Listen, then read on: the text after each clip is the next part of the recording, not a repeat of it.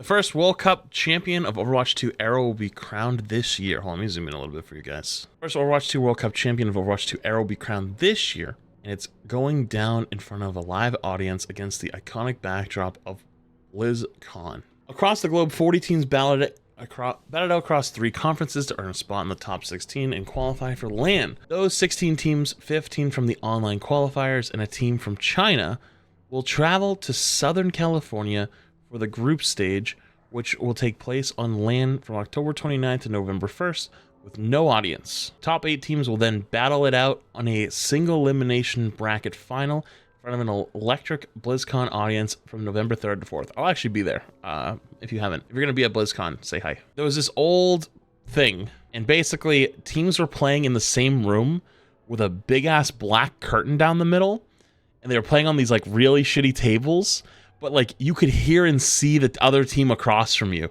So like you could like peek back the curtain a little bit and like look through. You could hear each other's comms. So like someone be like, "Oh, like we have beat. Like we engage with beat," and the other team be like, "They have beat." Like so you could hear the other team, and like it was so scuffed. So I hope it's not like that for them this year. But that was what, 2019 or 2018 that happened? The top 8 teams will then battle it out in a single elimination format for finals. Okay, I got that. All right, below are your 2023 top 16 groups. Oh boy. Okay, so Group A is Korea, Colombia, Mexico, and Finland. I think Korea takes this home. I think Korea-Finland will be a great game. Historically, Korea-Finland's always been a great game. However, that was Overwatch before roll queue, so we'll see, because Finland used to just you know what, I wonder, do you think I could go back and watch it? There's an old iconic game that I'd love to show you guys sometime that most people probably have never seen, where Finland and Korea faced off on Rialto. Finland ran quad tank and spawn held them for 3 minutes. Now if you know anything about Overwatch, if you spawn hold someone for 3 minutes, they have to use all their ults to get out of the spawn, which means they don't have ults for the next fight, and you basically can hold them on first point. Finland was about to do that, but the server crashed. The server crashed, and they had to completely restart. And because of the complete restart, Korea was ready and won the first fight and won the map because of it. I remember actually being legitimately mad at that ruling. Because Korea were the Giga favorites, and Finland was the underdogs. So, all right, hopefully that's going to be a good game. Canada, I think, is pretty decent, pretty good. They have a couple. They're a pretty good team. Great Britain's pretty good too. I think probably the big showdown is going to be Canada, Great Britain. I feel like Canada is the way to go. But I could easily see Great Britain winning this. Group C, we have China. Is this Spain? Did China even play? Did we actually see any China games in World Cup, or did they not play because the shit was happening? Yeah, that is weird. They got a bye. I mean, to be fair, there was some circumstances happening at the time. From what I remember, Team China is kind of insane. I think China probably wins this. Group D. Oh man, this is a big one. You have USA, KSA, Saudi Arabia, France, and Japan. US wins this for sure. There's no way. I think finals is going to be a Titan match between USA and Korea. The World Cup finals take place at BlizzCon 2023. Finals and ticketing information can be found here. Tickets will be sold in 2 waves. Oh yeah, so small bit of juice. BlizzCon tickets have never not like instantly sold out, and there's still tickets available, which is kind of monka W for them. Isn't there more stuff here? I thought there was like information about like the crowdfunding and stuff too. Okay, here it is. Rally for the team. All Overwatch World Cup cosmetics will support the 2023 World Cup prize pool. There's the Mega Bundle, which contains the Lucio skin, Weapon Charm, Sojourn skin, Sojourn Victory Pose, Sojourn Voice Line, team name cards, so for like all the teams, and Golden Souvenir. Souvenirs are just so ass. And this one's for a Lucio skin and Weapon Charm. Oh, you know what this is? This is probably the default Lucio skin in that bundle that I was like, holy shit, they're selling default Lucio. That's hilarious. It's just a bug. So I guess that's the actual skin. Are they keeping track? Like, can we like, as a community, see how much money is being raised? Because if not, that's a little weird. With an exciting slate of skins and other in-game cosmetics over the coming months, 25% of all Overwatch World Cup cosmetics and bundles will contribute to the Overwatch World Cup prize pool.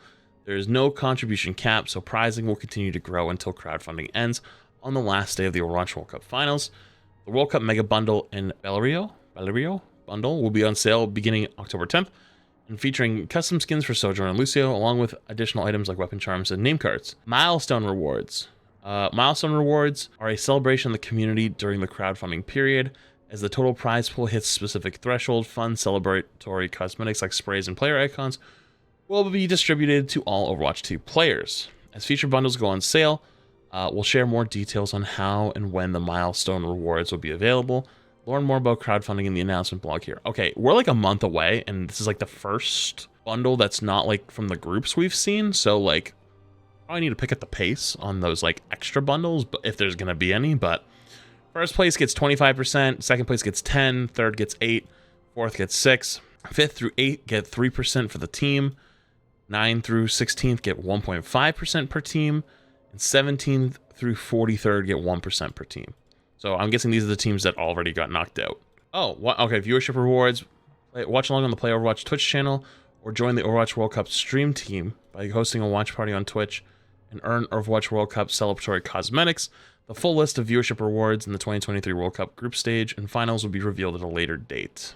I do think it's a little bit odd that they're not like, they don't have like a tracker, like a bar or something that's like, you know, they update it every week and it's like, oh, we've raised 600,000 so far. We've raised 700,000 so far, right? Like, I think that's a little bit odd that they're like, oh, just trust us on how much we're raising. I don't really like that. I think that really lack of transparency feels very weird. That way they can keep some of it. Well, they are keeping some of it. Only 25% of it is going to crowdfunding, which is fine.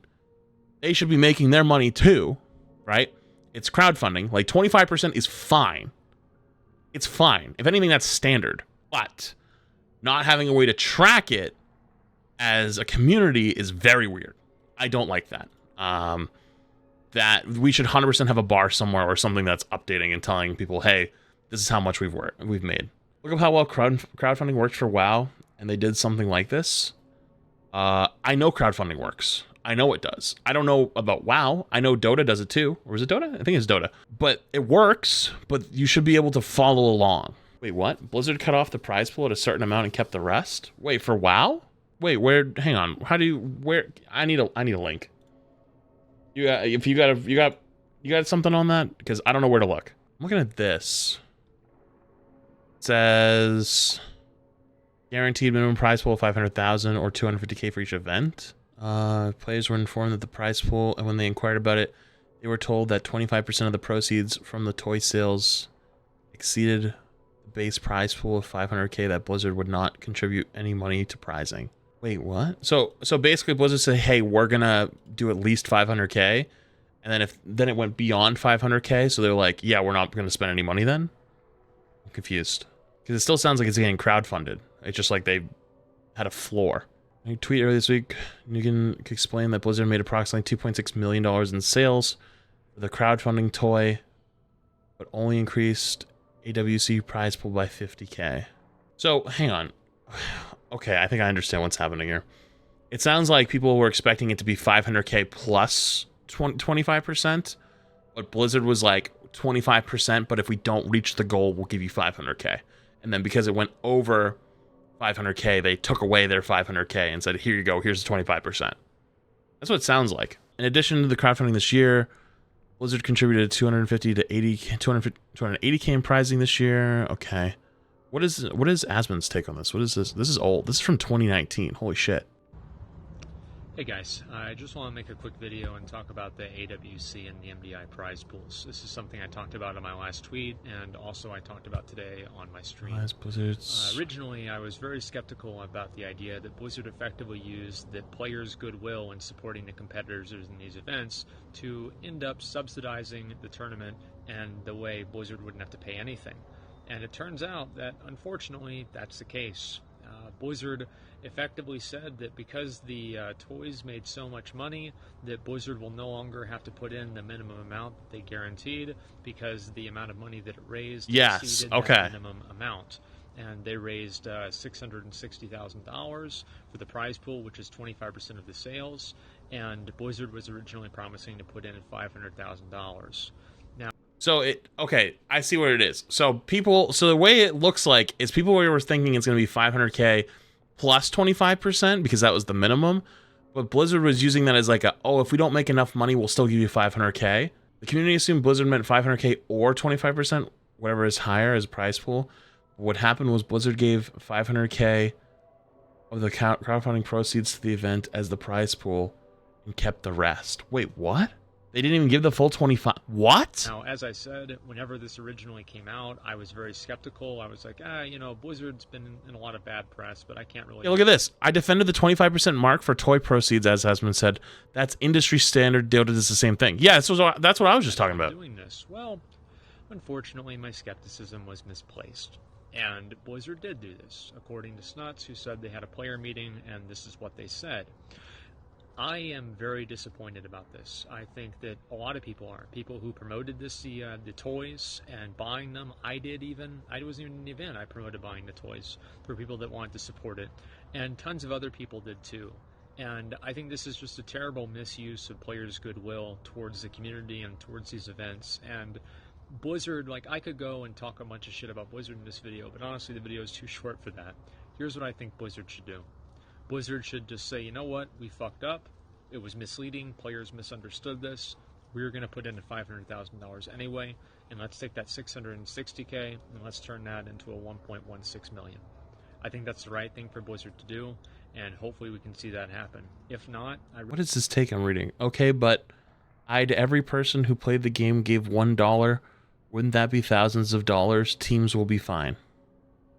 What the fuck are you smoking over there? So it looks like it.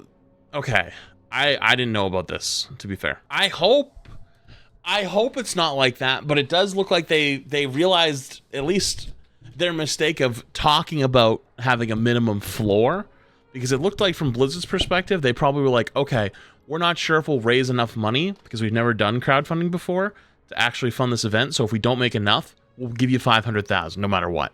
So let's say it only makes 400,000.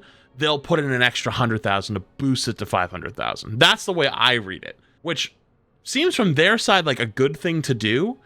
But the way the community, or at least I guess the way it's seen over there, was it was 500,000 minimum plus the 25%. But they didn't see it that way, right? So once it exceeded 25%, I don't know. Apparently they only just gave them the 500,000. So yeah, very good reason to be super skeptical about that then. Actually, super good reason. But I'm hoping it doesn't end up being like that, you know? Because that would be bad. That'd be really fucking bad if that's how it went. But I'm gonna err on the side of caution and be like, I don't think that's what's happening at the moment. So let's hope for the best there.